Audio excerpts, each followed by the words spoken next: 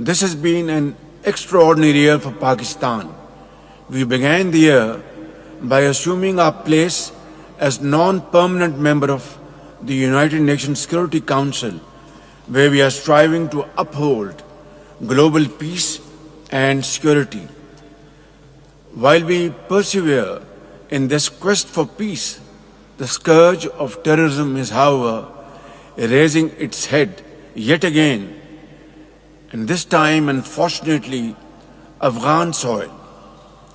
As we are dealing with this menace, we need the international community to urge the Afghan Taliban regime to fulfill its international obligations and commitments and rein in terrorist elements operating from its territory.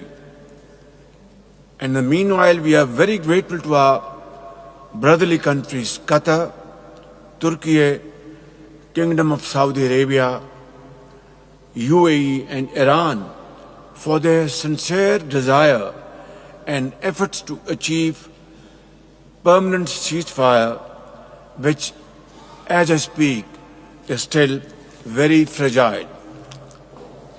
Excellencies, peaceful resolution of disputes is a cornerstone of Pakistan's foreign diplomacy.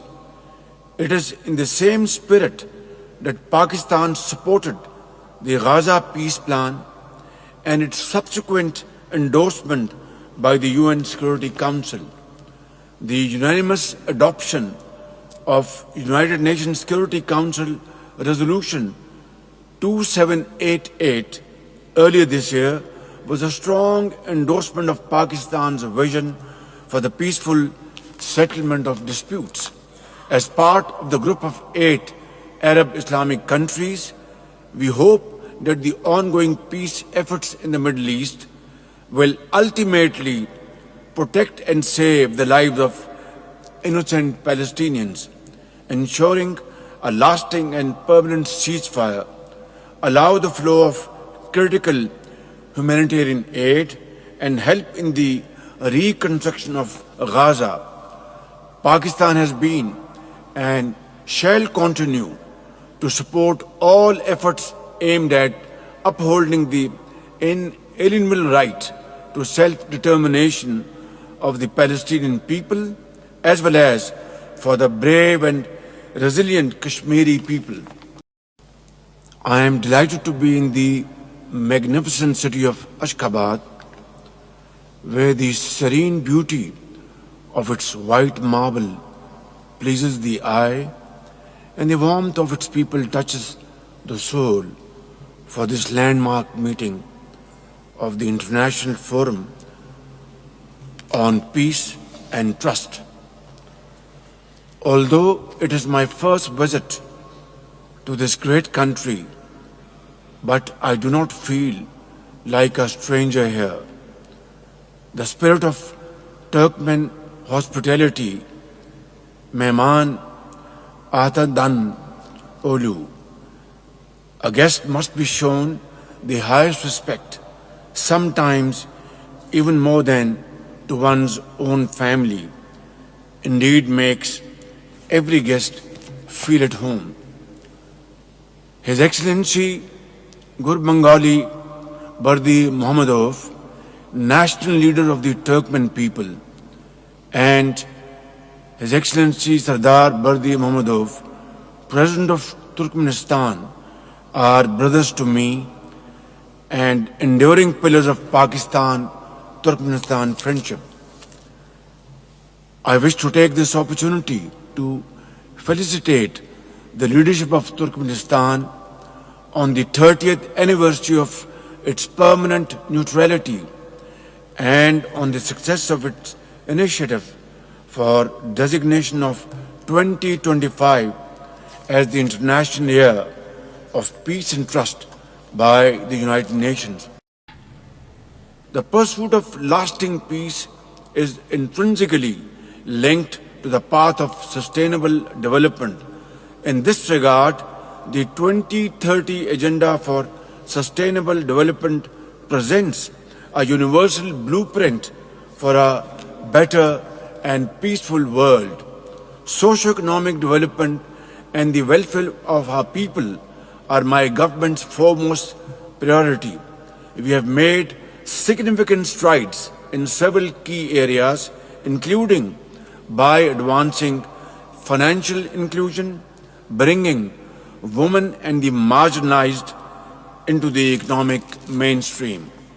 In the face of global warming, Pakistan has demonstrated its strong commitment to undertake cleaner and greener solutions, transforming our landscape and setting a global example in ecosystem restoration.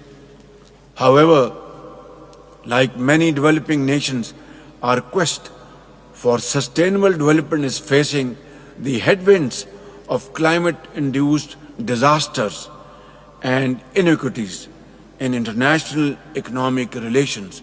We have suffered in 2023 devastating floods, faced human life losses and economic losses.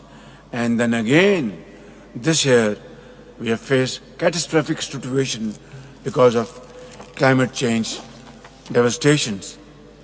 Ladies and gentlemen, climate change, poverty and inequality are not isolated challenges. These are transnational threats that demand international solutions built on foundation of shared responsibility and unity of purpose. Access to advanced technologies, especially digital technologies, must also be equitable and without any kind of discrimination. I would like to express my deepest appreciation to His Excellency Gur Bengali Bardi Mohammadov and His Excellency Sardar Bardi Mohammadov for convening this very timely and important event and for dedicating their lives to the purpose of global peace and trust. I appeal to all of you, ladies and gentlemen, to let this forum serve as a genuine call to action and urgent action for a new paradigm of international relations where we move from zero-sum mindsets to purposeful cooperation. Let us invest in connectivity, not just as conduits for transportation of goods, but as bridges for people, ideas and prosperity. Let us commit to resolve disputes peacefully through dialogue and diplomacy and reaffirm our earnest commitment to the principles of the United Nations Charter, and let us together chart a common course towards a future defined by peace, mutual trust and shared prosperity. Ladies and gentlemen, for far too long, the seeds of hatred and conflict have overshadowed our world. Today, let the dove of peace take flight once more, filling the air we breathe with its gentle grace and guiding humanity towards a brighter, more compassionate tomorrow. Thank you very much.